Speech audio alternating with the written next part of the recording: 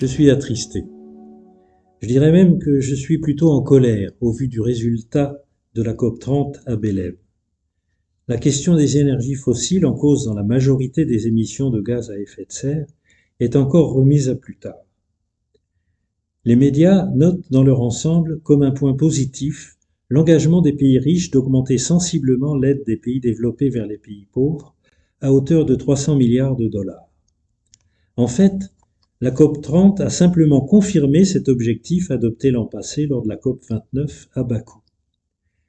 Cet engagement à verser 300 milliards de dollars dans le cadre de la lutte contre le réchauffement climatique est pourtant encore bien insuffisant puisque le besoin est estimé par les experts travaillant sur l'évolution climatique et ses conséquences entre 1000 et 2000 milliards de dollars pour faire face.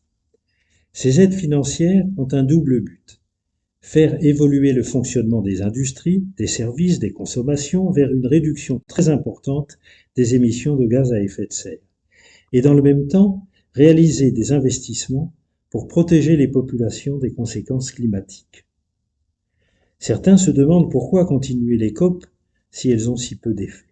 Certes, elles sont décevantes, mais elles ont jusque-là permis certaines avancées, en particulier par leur médiatisation.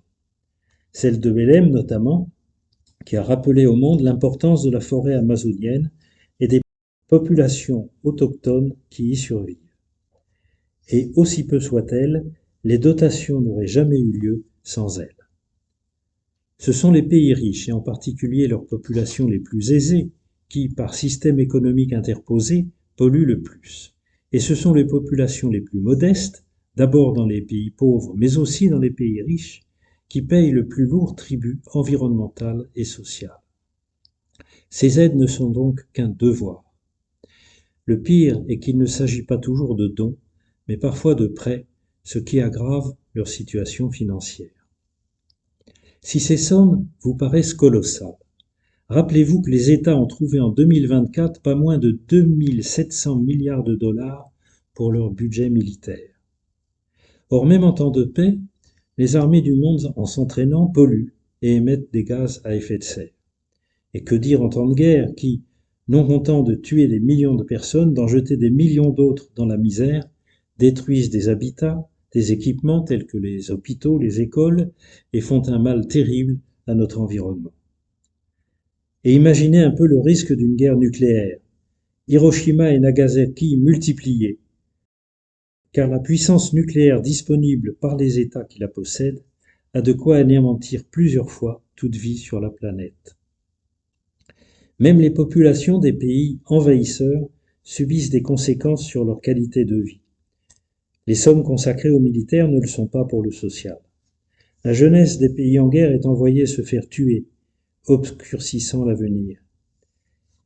Et ces pays se plaignent ensuite du manque de natalité. Il n'y a jamais de gagnant dans une guerre. La guerre, c'est tout le contraire d'une économie circulaire qui a pour but de limiter les extractions de richesses de notre sol, dont on sait que ces limites sont déjà dépassées. Vous le voyez bien, il y a un lien entre la défense de l'environnement et la nécessité de paix. De paix qui ne soit pas simplement une période calme entre deux guerres, mais guidée par une culture de paix, conduisant au respect de chacune et de chacun sur cette terre où il n'y a pas d'étrangers.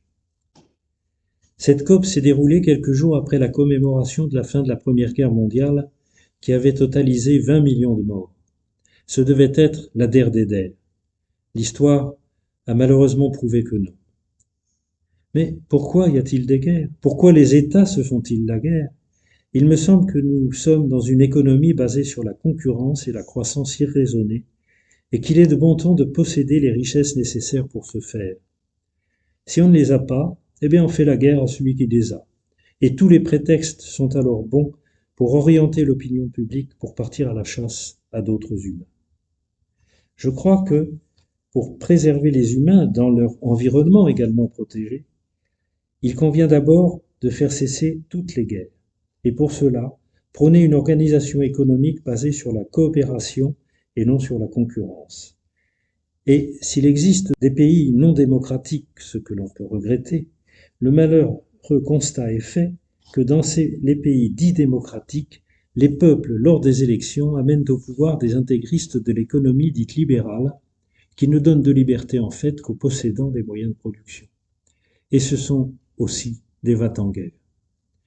Que penser d'ailleurs de ce qu'a dit notre chef d'état-major des armées françaises, nous invitant à savoir perdre nos enfants? Que ce soit en France, en Europe et partout dans le monde, il faut que le peuple se dote de moyens, de meilleurs dirigeants qui organisent l'économie pour satisfaire les besoins de la majorité des humains et non les appétits de quelques-uns. Que les peuples imposent une véritable solidarité entre tous les terriens, au contraire de cette concurrence qui, en fait, provoque bien plus de misère que de bienfaits. Commençons par donner l'exemple au monde à l'occasion des prochaines élections dans notre pays, et n'hésitez pas surtout à nous rejoindre au mouvement national de lutte pour l'environnement.